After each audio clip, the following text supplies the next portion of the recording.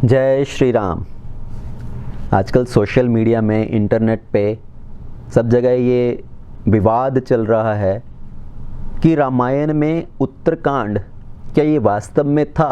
जब वाल्मीकि जी ने रामायण की रचना की तो क्या उन्होंने वास्तव में उत्तरकांड लिखा या ये उत्तरकांड बाद में उसके अंदर एडिशन किया गया है।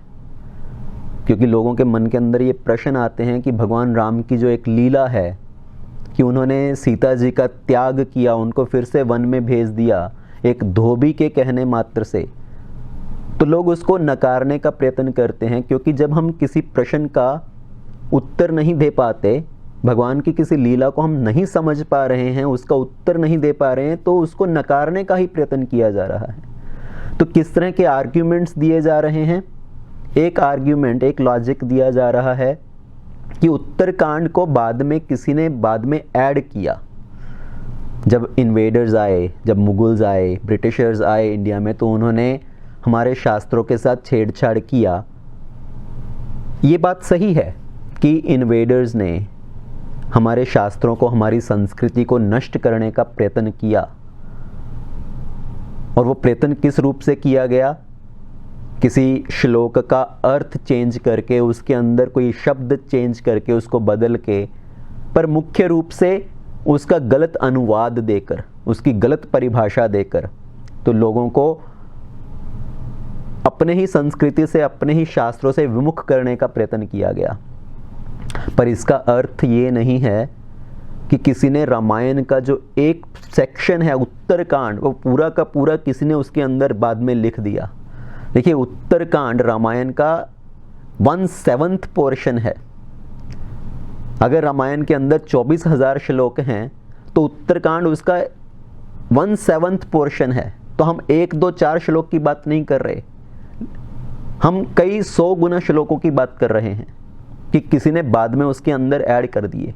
तो क्या हम ये बताना चाहते हैं कि कोई व्यक्ति इतना बुद्धिमान था वाल्मीकि जी के स्तर का कि उसने पूरा उत्तरकांड बाद में लिख दिया, सिर्फ इस एक बात को नकारने के लिए कि भगवान राम ने सीता जी का कभी त्याग नहीं किया।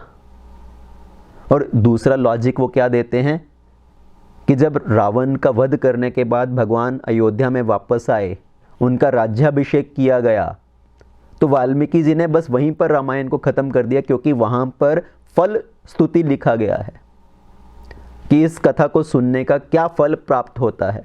तो क्योंकि उन्होंने यहाँ पर फल श्रुति फल लिखा है, तो इसका मतलब रामायण वहीं पर समाप्त कर दिया उन्होंने। पर ये लॉजिक बहुत ही गलत लॉजिक है, क्योंकि आप अगर रामायण स्वयं उठाकर खोलकर पढ़ो तो आपको पता चलेगा कि फल श्रुति बहुत अन्य स्थान पर भी लिखा गया है, बहुत अन्य प्रसंगों के बाद भी लिखा गया है। जैसे कि तुलसीदास जी भी अपने रामचरितमानस में हर कांड के बाद, बालकांड, अयोध्या कांड, अरण्य कांड, हर कांड के बाद जब एक प्रसंग समाप्त होता है तो उसके बाद उसका फलश्रुति लिखते हैं कि इस प्रसंग को सुनने का, इस कथा को सुनने का क्या फल प्राप्त होता है। तो उसी तरह से वाल्मीकि जी ने भी भगवान राम के राज्याभिषेक के बाद फलश्रुति लिखा है, पर इसका अर्थ ये नहीं है कि बस वहीं पर रामायण खत्म हो गई। तो अगर उनके ही लॉजिक के हिसाब से किसी ने उत्तरकांड बाद में ऐड कर दिया, तो क्या वो व्यक्ति इतना बुद्धिमान नहीं हो सकता था कि वो उस फलश्रुति के श्लोकों को भी वहां से काटकर उसको बिल्कुल अंत में लिखता? और दूसरा एक और गलत लॉजिक, अगर हम पढ़ें वाल्मीकि रामायण शुरू कहां से होती है। वाल्मीकि जी ने रामायण की रचना की ब्रह्मा जी के इंस्पिरेशन से, नारद मुनि जी के इंस्पिरेशन से। और इस रामायण की रचना करने के बाद वाल्मीकि जी सोच रहे थे कि कौन इस रामायण का वितरण कर सकता है। तो उस समय पर लवकुश, जो कि सीताराम जी के ही पुत्र हैं, वो उनके आश्रम में रह रहे थे मुनियों के रूप में। तो उनको उन्होंने ये रामायण की शिक्षा दी।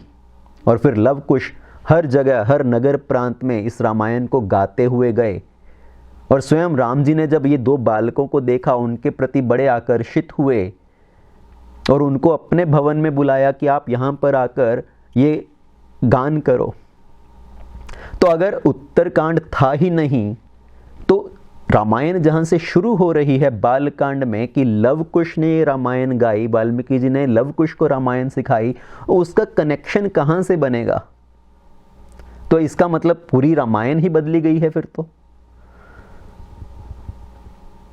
तो हमें अपनी बुद्धि लगाकर हमें समझना चाहिए कि हम अपने ही शास्त्रों का स्वयं खंडन कर रहे हैं, सिर्फ एक लॉजिक को गलत साबित करने के लिए। अगर हम एक लीला को नहीं समझ पा रहे तो भगवान की लीला अनंत लीला है और भगवान की लीलाओं को समझना बड़ा मुश्किल है।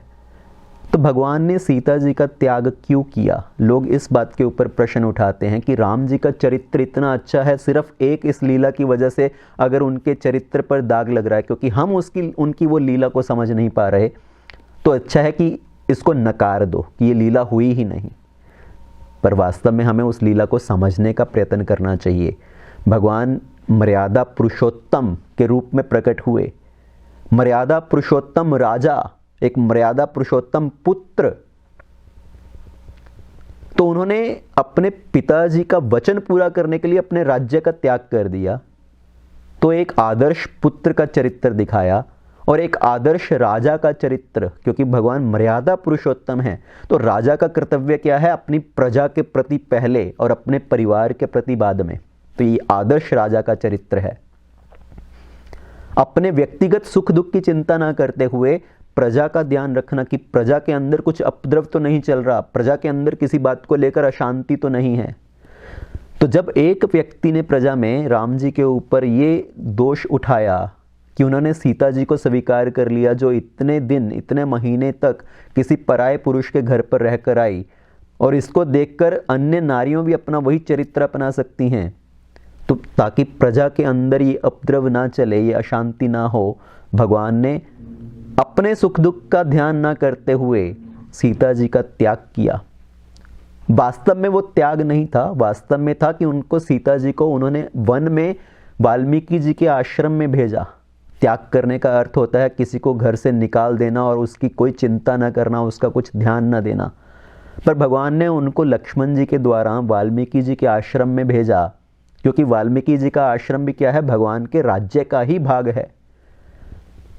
तो इनडायरेक्टली रूप से, ताकि वो ऋषि मुनियों के अंतर्गत रह सकें और वहां पर अपना जीवन यापन कर सकें, और स्वयं महल में रहते हुए, ऐसा नहीं है कि श्री राम अभी भोग विलास में डूबे हुए हैं, आनंद कर रहे हैं।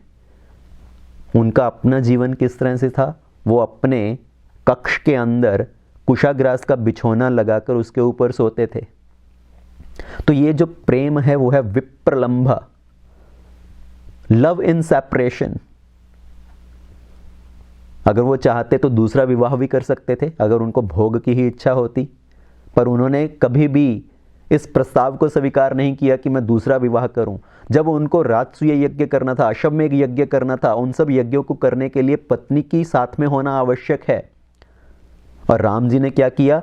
सीता जी की सोने की प्रतिमा बनाकर उनको अपने साथ में रखते थे हर यज्ञ में।